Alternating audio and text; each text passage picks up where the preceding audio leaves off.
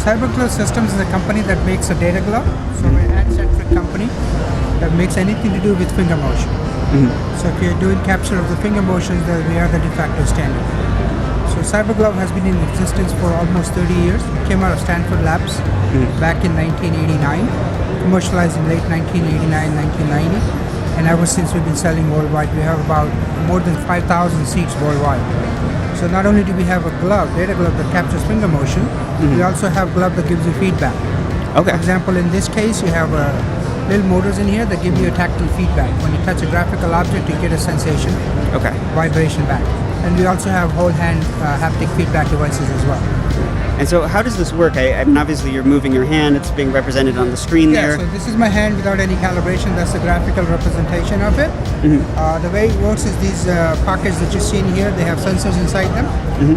These sensors are resistive bend sensors, proprietary to CyberGlove.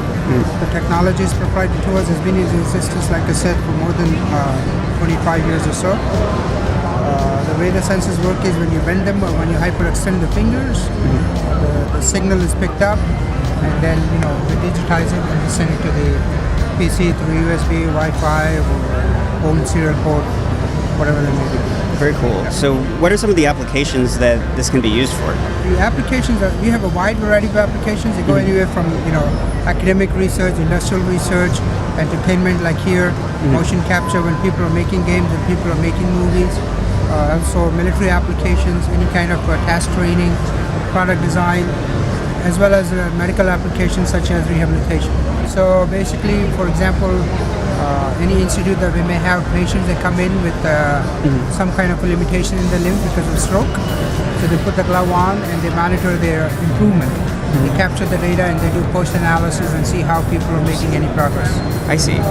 And the gaming side of things, there are obvious benefits for it to be more immersive. How does that work with some of the existing VR headsets that So you have? for gaming industry, for people who are making games like EAs or Sony PlayStation guys or any kind of Midway games, any of the game makers, they have whole body. They also want a hand. If they want a hand, then the way generally when they don't use the glove is they put a couple of markers on there and they get some representation like a Simpsons hand. But if you need an articulated hand, then you need to put the glove on and then you get 18, in this case you get 18 degrees of freedom.